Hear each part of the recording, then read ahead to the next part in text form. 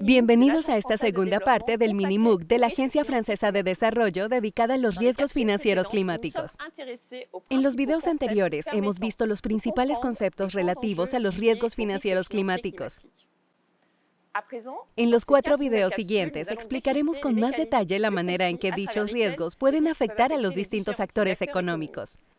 Entender bien estos mecanismos es muy importante, ya que nos permite reforzar la resiliencia de las economías y de los actores económicos frente al cambio climático, y por ende asegurar la preparación de cada uno de ellos en materia de descarbonización. Este primer video se centra sobre todo en el impacto del riesgo climático sobre el riesgo país y en el equilibrio macroeconómico de un Estado. Los otros videos se centrarán principalmente en las empresas, las instituciones financieras y los gobiernos locales.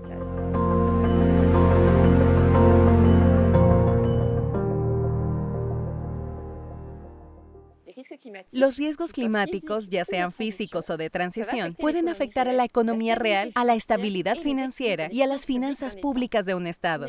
Pero, ¿cómo podemos evaluar la correlación existente entre los riesgos climáticos y los elementos que intervienen en el análisis macroeconómico y financiero del riesgo país y del riesgo soberano? El equipo de la Agencia Francesa de Desarrollo, encargado del riesgo país, ha desarrollado una metodología para evaluar el riesgo climático físico y sus consecuencias macroeconómicas y financieras. Antes que nada, definamos el concepto de riesgo país. Para una institución financiera, el riesgo país se define como la probabilidad que un país tiene de sufrir pérdidas financieras en su cartera de activos, debido a desequilibrios macroeconómicos, financieros o políticos.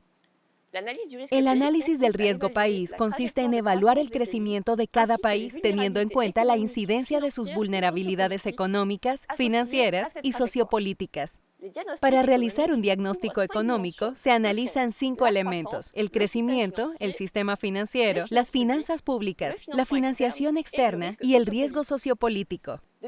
No obstante, desde 2019, también se tiene en cuenta el impacto de los riesgos climáticos físicos como un elemento más.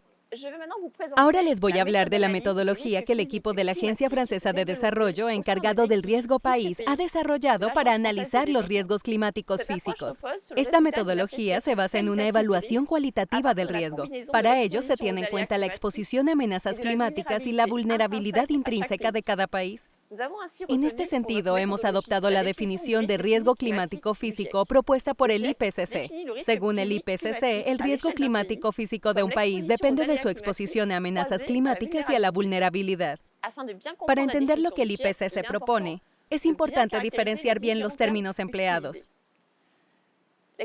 Por exposición, hay que entender el tipo y grado de dependencia de un sistema determinado a variaciones climáticas significativas. Una amenaza climática es un factor físico que puede causar daños económicos y sociales.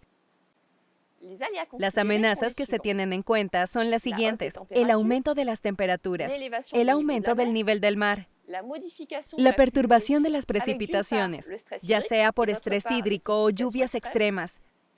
Y por último, el recrudecimiento de fenómenos extremos, como el riesgo ciclónico, por ejemplo. Por vulnerabilidad o sensibilidad, hay que entender la medida en que un determinado actor puede verse afectado, para bien o para mal, en caso de que se vea expuesto a una amenaza.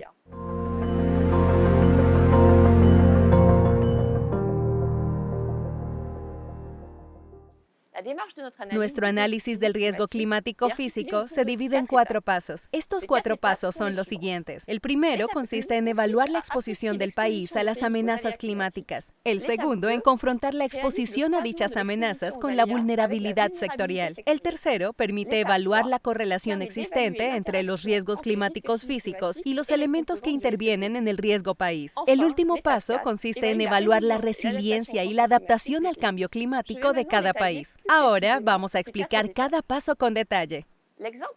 Tomaremos el caso de Vietnam como ejemplo para ilustrar estos 4 pasos. En primer lugar, evaluamos la exposición de cada país a las amenazas climáticas.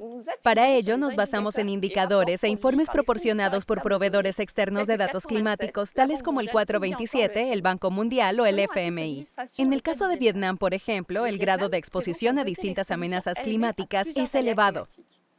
El país está muy expuesto a los ciclones. Entre 1980 y 2016 se registraron unos 79, y también a la subida del nivel del mar, ya que el 15% de las tierras más pobladas corre el riesgo de acabar bajo el agua. Asimismo, es un país muy expuesto a precipitaciones extremas, con inundaciones cada vez más frecuentes. También se espera que el estrés térmico se acentúe con un aumento de las temperaturas anuales máximas y de las olas de calor. En segundo lugar, confrontamos la vulnerabilidad sectorial al cambio climático con la exposición del país a las distintas amenazas. Esto conlleva a evaluar el nivel de riesgo climático físico dentro de cada sector económico. Para ello, clasificamos dichos sectores utilizando una nomenclatura específica, NAF, y según su vulnerabilidad al cambio climático, en 4 modalidades, de acuerdo con una serie de publicaciones académicas. Esta clasificación sectorial se basa en posibles impactos económicos directos. Cabe señalar que, según los informes de expertos, el sector agrícola parece estar muy expuesto a los efectos del cambio climático. En muchos países en desarrollo, el porcentaje de la agricultura dentro de la generación de valor agregado supera el 15%, lo cual implica que una parte importante de la población activa se concentra en dicho sector. Por lo tanto, es más probable que estas economías eminentemente agrícolas estén más expuestas a los efectos del cambio climático. En el caso de Vietnam, los sectores agrícola, forestal y pesquero son particularmente vulnerables a los efectos del cambio climático, ya que están expuestos a la amenaza de ciclones y al aumento del nivel del mar. Y lo mismo ocurre con la industria manufacturera. En tercer lugar, hay que evaluar las posibles correlaciones entre el riesgo climático físico y los elementos que intervienen en el análisis del riesgo país. Como dijimos al empezar, estos elementos son 5: el crecimiento, las finanzas públicas, el sistema financiero, la financiación externa y el riesgo sociopolítico. Con esto en mano se identifican los efectos directos e indirectos del riesgo climático físico, siguiendo un enfoque cualitativo. El analista se puede basar en una serie de preguntas indicativas para llevar a cabo el diagnóstico. Por ejemplo, con respecto al crecimiento, una pregunta podría ser el peso que ciertos sectores vulnerables al cambio climático tienen en la generación de valor agregado. Asimismo, para estimar el impacto en las finanzas públicas, cabría preguntarse si la exposición y la vulnerabilidad de ciertos sectores podrían constituir una amenaza al presupuesto del Estado. En el caso de Vietnam, el segundo paso nos ha permitido comprobar la vulnerabilidad del sector agrícola y manufacturero a las distintas amenazas climáticas. Ahora tocaría averiguar las consecuencias macroeconómicas que el cambio climático podría tener en estos dos sectores. Estas serían importantes, ya que las áreas de cultivo se hallan particularmente expuestas. Además, la agricultura representa el 18% del PIB y más del 42% de la población activa del país. El delta del Mekong es el granero del país. En él se concentra el 55% de la producción nacional de arroz, el 70% de la producción de frutas y el 70% de productos acuícolas. El rendimiento de los arrozales del Mekong podría disminuir entre un 6% y un 12% debido a las inundaciones y a la salinidad que esto acarrea. En definitiva, la vulnerabilidad de este sector podría afectar a su crecimiento económico y dar pie a un riesgo sociopolítico si no se toman medidas para adaptarse al cambio. En el caso de la industria manufacturera, su vulnerabilidad está ligada a la ubicación de plantas de producción en zonas inundables. Esta actividad sigue siendo importante en términos de crecimiento, ya que supone un 15% del PIB y una fuente importante de divisas gracias a la exportación de productos electrónicos y textiles. Además, sabemos que el impacto económico de los ciclones en estos sectores es importante. En los últimos 30 años, una media de 500 personas por año han perecido o desaparecido por culpa de desastres naturales, mientras que las pérdidas económicas se elevan a un 1,5% del PIB por año. Por último, la deuda del sector bancario vietnamita presenta una exposición de aproximadamente un 30% al sector primario y secundario. En cuarto y último lugar, tenemos que evaluar la resiliencia y la adaptación al cambio climático, lo cual nos permite optimizar la evaluación del riesgo climático físico de un determinado país. Según un informe de 2001 del IPCC, la adaptación al cambio climático permite dos cosas: bien mitigar los efectos adversos, bien aprovechar nuevas oportunidades. En este sentido, se analizan las políticas públicas existentes en la materia y su credibilidad en términos de financiación, país por país.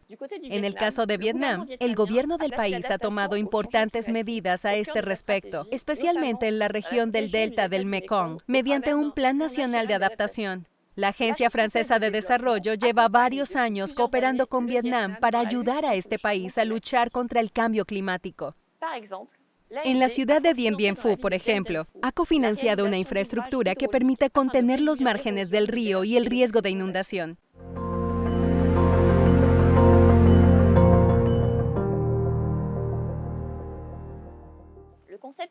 El concepto de riesgo de transición incluye los impactos financieros imprevisibles, tanto positivos como negativos, que la implementación de un modelo económico bajo en carbono puede tener en los actores económicos. El equipo de riesgo país de la AFD está desarrollando una metodología con el fin de integrar el impacto macroeconómico de la transición baja en carbono. Lo primero que hacemos es medir la exposición de los países. Para ello es necesario poder identificar aquellas industrias que podrían verse afectadas por una transición baja en carbono, es decir, identificar los sectores e industrias en declive.